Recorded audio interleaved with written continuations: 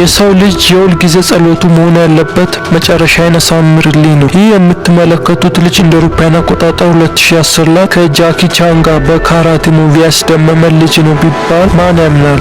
ያቅብጥብጥ ሲያድግ ብሩስ ሊ የተባለው ጄሰን ስሚዝ በአሁን ጊዜ አጥንቱ አግጦ ጥርሷ ፍጦ ማንነቱን አጥቶ በየጎዳናው እንደ ልብሱን አውልቆ ይታያል። ለዚህ ሁሉ ምክንያቱ ሱስ ነው።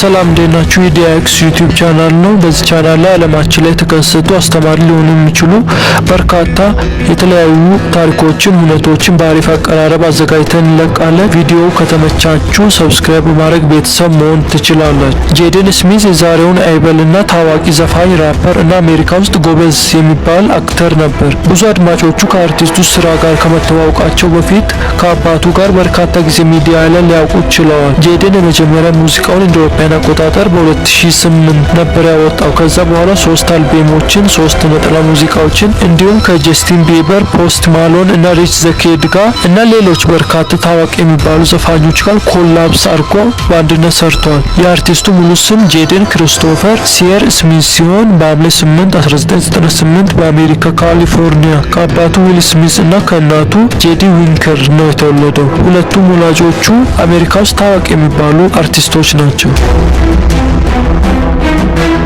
አባቱ አሜሪካ ውስጥ ታዋቂ የሚባል አርቲስት ስለሆነ ልጆቹን ሊበራል በሆነ አካባቢ ነው ያሳደጋቸው። ጄደን በመንግስት ትምህርት ቤት ጫፍ ደርሶ የማያውቅ ሲሆን በልጅነቱ ከቤት ወደ ትምህርት ቤት ከትምህርት ቤት ወደ ቤት ያለ አስተዳደግ ነው ያደገው። ሆኖም በ15 ዓመቱ ቤተሰቦቹ የሚፈልገውን ሁሉ እንዲያደርግ ነጻነት ሰጡት። እነሱም የፊልም ሙያ ላይ ስለነበሩ ጄደንን ወደዚህ ሙያ እንዲያዘነብል ከፍተኛ ፍላጎት ነበራቸው። ለዚህም ማሳያ ገና በ6 ዓመቱ ነው አባቱ ደስታን ማሳደድ የተሰኘ ፊልም ላይ እንዲሳተፍ ያደረገው። ይህም ፊልም በኋላ ላይ ቆይቶ ኤምቲቪ ላይ እንዲሸለም አድርጎታል። ጄሰን በአንድ ቃለ ምልልስ ላይ እንደተናገረው ወደኋላ መለስ ብዬ ሳስበው በልጠጥ ያለ ቤተሰብ ውስጥ ማደጌ ጎድቶኛል። እኔ ህይወትን በተለየ መንገድ ነው መለከታት የነበረው። ማንም እንደማይረዳ ያውቅ ነበር። ለዚህም ነው በጣም ዝም ያልኩት ሲል ተናግሯል። ጄሰን ከልጅነቱ ጀምሮ ብዙም ሶሻል ሚዲያ ላይ መታወቅና በሄደበት በሰው መከበብ ብዙ ምቾት የሚያሰጠው ልጅ ነበር።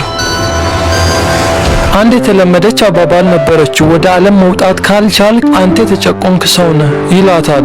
ጄደን በመገናኛ ብዙሃን በ2006 በሰራው ድራማ እንደ አርቲስት የሚጠቅሱት ሲሆን እሱ ግን ወደ ሙዚቃው እንደሚያዘነብል በርካታ ጊዜ ለመናገር ችሏል። የእሱ ሙዚቃ እንደነ ጀስቲን ቢበር ዓለምን ባያዳርስ እንኳን አይከን የመሳሰሉ ሙዚቃዎቹ በዩቲዩብ ላይ ከ193 ሚሊዮን በላይ እይታ ያስመዘገቡ የሂፕሆፕ ሙዚቃዎችን ሰርቷል። እስካሁን ጄደን ከ100 በላይ ሲንግል ሙዚቃዎችን እንደሰራ የህይወት ታሪኩ ያስረዳል። ከነዚህ ስኬት በኋላ ነበር ጄደን የራሱን ትራኮች መጻፍ የጀመረው። እንደ አውሮፓውያን አቆጣጠር በ2012 የመጀመሪያውን ድብልቅ ቴፕ ዘ አሪፍ ኬረን የተሰኘውን የለቀቀው። ከ2 ዓመት በኋላ አርቲስቱ ሁለተኛውን ድብልቅ ትራክ ለቋል። በዚህ ትራክ ዘ ኮል ካፍ እና ዘ ኮልታ ቤት የተሰኙ 2 ሙዚቃዎችን ከመጀመሪያው ትራክ ይቀጠሉ አድርጎ ነበር የሰራው። በዚህም ጊዜ ጄደን እንደገለጸው የሂፕሆፕን ሙዚቃ አንድ ስቴፕ ከፍ ለማድረግ ሞክሬያለሁ ብሏል።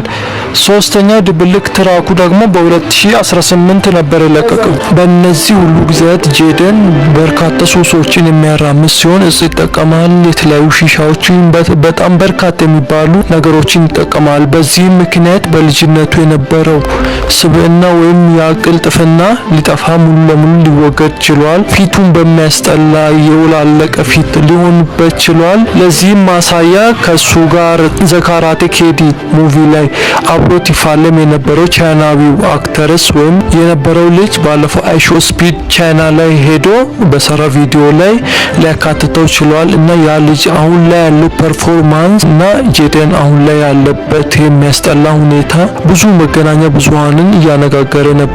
ያ ልጅ በጣም አክቲቭ የሆነ ከአይሾ ስፒድ ጋር ባሳየው ፐርፎርማንስ ሲደነቅ ነበር።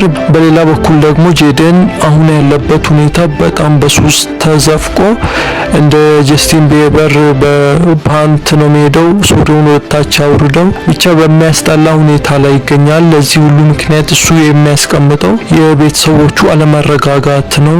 አባቱና እናቱ በጥሩ ሁኔታ ላይ አይደሉም የሚኖሩት። በዚህ ምክንያት ያ ነገር ፑሽ አድርጎኛል የሚል ሶሻል ሚዲያዎች ላይ ይራገባል። ግን ዞሮ ያ ትልቅ ቦታ የሚጠበቀው ጄደን ስሚዝ በአሁን ጊዜ መጥፎ ሁኔታ ላይ ይገኛል እና መጨረሻው እንደዚህ ሆኗል። ተመልካቾቼ በዚህ ቪዲዮ ምን ተረዳችሁ? ምን ተገነዘባችሁ? ሀሳባችሁን ማስቀመጥ እንዳረሱ። የዛሬው ቪዲዮ ይህንን ይመስላል። በሌላ ቪዲዮ ሌላ ጊዜ እመለሳለሁ። መልካም ቀን።